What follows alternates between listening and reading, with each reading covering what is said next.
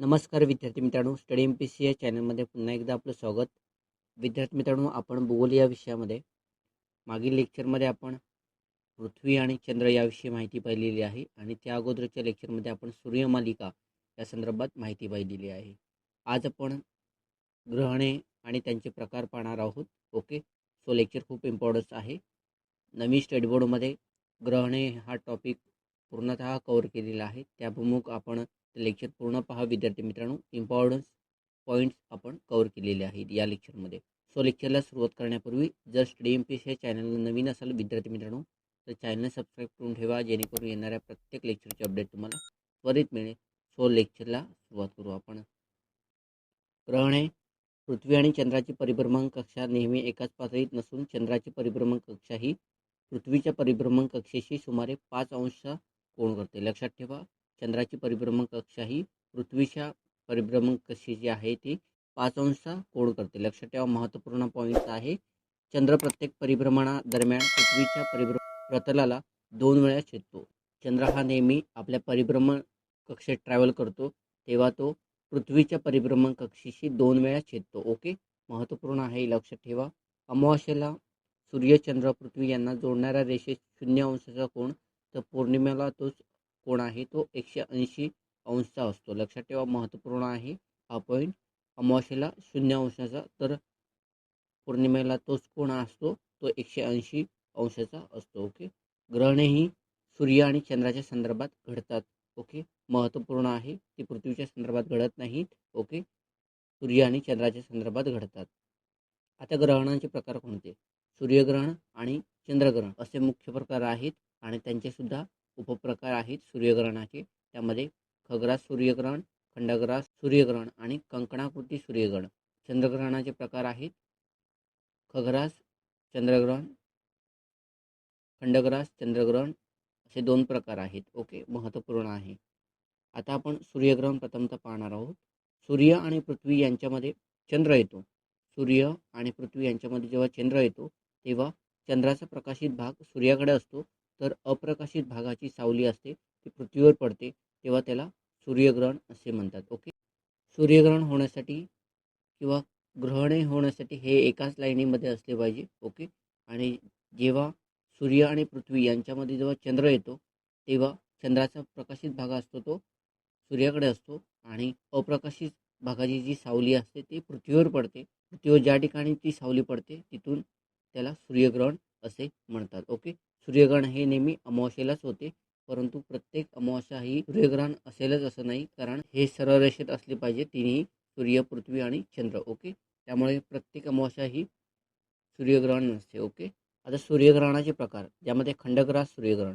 पृथ्वीच्या ज्या भागावर विरळ छाया पडते त्या भागातून सूर्याचा काही भाग झाकलेला जातो आणि काही भाग आपल्याला दिसतो, तेव्हा त्यास खंडग्रास सूर्यग्रहण असे म्हणतात. या आकृतीमध्ये पाहू शकता आपण की विरळ छाया चंद्राची ज्या भागावर पडलेली आहे, या जो जास्त भाग व्यापलेला आहे विरळ छायेने, तिथून चंद्राचा काही भाग दिसतो, काही भाग दिसत नाही, म्हणून त्यालाच खंडग्रास सूर्यग्रहण म्हणतात. आणि या उलट खग्रास सूर्यग्रहण म्हणजे काय? पृथ्वीच्या ज्या भागात दाट छाया पडते चंद्राची त्या भागातून सूर्य पूर्णपणे झाकलेला दिसतो, तेव्हाच त्यास खग्रास सूर्यग्रहण म्हणतात. जो मध्य भाग आहे तिथं चंद्राची सावली दाट पडलेली आहे आणि तिथून जर सूर्याला पूर्णपणे झाकलेला दिसतो, म्हणून त्याला खग्रास सूर्यग्रहण असे म्हणतात. लक्षात ठेवा, ह्या आकृत्या थोडा ड्रॉइंग करा हाताने, तरच ते लक्षात राहू शकतं तुम्हाला ह्या टर्म्स. ओके, आणि कन्फ्युजन व्हायला होतं खग्रास आणि खंडग्रास सूर्यग्रहणामध्ये, त्यामुळे एकदाच क्लिअर करून ठेवा. ओके, त्यानंतर कंकणाकृती सूर्यग्रहण. जेव्हा चंद्र पृथ्वीपासून अपभूत स्थितीत म्हणजे जास्तीत जास्त लांब असतो, ओके, तेव्हा चंद्राची दाट सावली पृथ्वीपर्यंत पोहोचतच नाही, ती अवकाशातच संपते. अशावेळी पृथ्वीवरील अगदी थोड्या भागातून सूर्याची फक्त प्रकाशमान कडा दिसते, त्यास कंकणाकृती सूर्यग्रहण असे म्हणतात. तुम्ही ह्या आकृतीमध्ये पाहू शकता, जेव्हा पृथ्वीपासून चंद्र जास्तीत जास्त लांब असतो तेव्हा त्याची सावली आहे ती अवकाशातून लोप पावते आणि पृथ्वीच्या काही भागातून आपल्याला असं वाटतं की तो सूर्याच्या जवळ गेल्याने सूर्याची फक्त प्रकाशमान कडा दिसते. ओके, आणि पूर्णपणे सूर्य झाकलेला दिसतो. बघू शकता आपण पहिली आकृती. ओके, आता सूर्यग्रहणाची वैशिष्ट्ये पहा. सूर्यग्रहण अमावास्येला होते, पण प्रत्येक अमावास्येला होत नाही, कारण हे सरळ रेषेत असले पाहिजे. सूर्य, चंद्र, पृथ्वी हे अनुक्रमे एका सरळ रेषेत एका पातळीत असल्यावर सूर्यग्रहण होते. ओके, हे त्याचं रिझन झालं. खग्रास सूर्यग्रहणाचा जास्तीत जास्त कालावधी असतो तो 7 मिनिटे 20 सेकंद म्हणजे 440 सेकंद असतो. लक्षात ठेवा, महत्त्वपूर्ण पॉईंट आहे. त्यानंतर कंकणाकृती सूर्यग्रहणाची स्थिती ही केवळ 10 ते 20 सेकंद राहू शकते. ओके, एका वर्षात कमीत कमी 2 तर जास्तीत जास्त 5 सूर्यग्रहणे होऊ शकतात. ही झाली सूर्यग्रहणाची वैशिष्ट्ये आहेत. लक्षात ठेवा.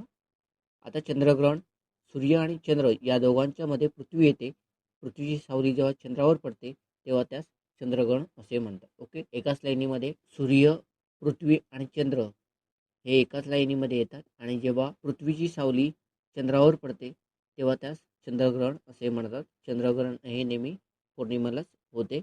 आता चंद्रग्रहणाचे प्रकार. खग्रास चंद्रग्रहण. जेव्हा अवकाशात पृथ्वीच्या सावलीत चंद्र पूर्णतः झाकलेला जातो तेव्हा त्यास खग्रास चंद्रग्रहण असे म्हणतात.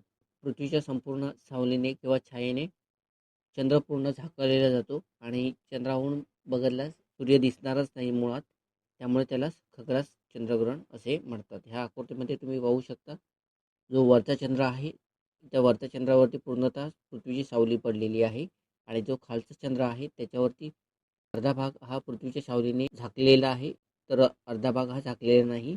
ओके, त्यास खंडग्रास चंद्रग्रहण असे म्हणतात. लक्षात ठेवा, महत्त्वपूर्ण आहे. आता चंद्रग्रहणाची वैशिष्ट्ये पहा. चंद्रग्रहण पौर्णिमेला होते पण प्रत्येक पौर्णिमेला होत नाही, कारण हे एकाच समपातळीत असले पाहिजे. ओके, महत्त्वपूर्ण आहे. खग्रास चंद्रग्रहणाचा जास्तीत जास्त कालावधी आहे तो 107 मिनिटाचा असतो. लक्षात ठेवा विद्यार्थी मित्रांनो, महत्त्वपूर्ण पॉईंट्स आहे. आता ग्रहणाप्रमाणेच चंद्र आणि सूर्याबाबतीत काही विशिष्ट स्थिती निर्माण होते. त्यामध्ये पिधान आणि अधिक्रमण. पिधान हे चंद्रामुळे घडते तर अधिक्रमण हे सूर्यामुळे घडते. ते पिधान म्हणजे काय आहे? हे अवकाशीय घटना असल्यामुळे चंद्र एखाद्या ताऱ्यासमोरून किंवा ग्रहासमोरून जातो. अशा वेळी काही काळ ती खगोलीय वस्तू चंद्राच्या मागे लुप्त होते. यालाच पिधान असे म्हणतात. वास्तविकता खग्रास सूर्यग्रहण हे पिधानाचे एक प्रकार आहे.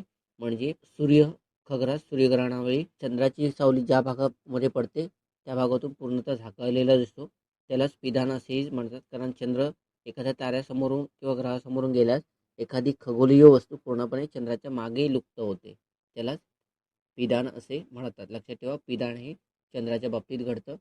त्यानंतर अधिक्रमण म्हणजे काय? पृथ्वी आणि सूर्य यांच्या रेषेत बुध किंवा शुक्र यापैकी एखादा अंतर्ग्रह आला तेव्हा त्याला अधिक्रमण असे म्हणतात. ओके, अशा वेळी सूर्यबिंबावरून एखादा काळा ठिपका सरकताना दिसतो. अधिक्रमण हे एक प्रकारचे सूर्यग्रहण असते. ओके, महत्त्वपूर्ण आहे, लक्षात ठेवा. अशा प्रकारे विद्यार्थी मित्रांनो ग्रहणाचे प्रकार पाहिलेले आहेत. विधान म्हणजे काय, अधिक्रमण म्हणजे काय हे सुद्धा पाहिलेले आहेत. त्यामुळे तुम्हाला एक्झामला विचारले जाऊ शकतात, कारण नवीन शेड्यूलमध्ये हे महत्त्वपूर्ण टॉपिक पूर्णतः कव्हर केलेले आहेत. हे लेक्चर तुम्हाला कसं वाटलं हे तुम्ही लाईक, कमेंट आणि जास्तीत जास्त विद्यार्थी मित्रांना शेअर करून सांगा. त्याचप्रमाणे लेक्चर समाप्तीपूर्वी जर अजूनपर्यंत चॅनलला सबस्क्राईब केलं नसेल विद्यार्थी मित्रांनो तर चॅनल सबस्क्राईब करून ठेवा, जेणेकरून येणाऱ्या प्रत्येक लेक्चरची अपडेट तुम्हाला मिळत जाईल. पुढील लेक्चरमध्ये आपण भरती ओढी संदर्भातील डिटेल्समध्ये माहिती पाहणार आहे. तो लेक्चर इम्पॉर्टन्स आहे पुढील लेक्चर. तो तसं पण इथं भेटू पुन्हा पुढील लेक्चरमध्ये.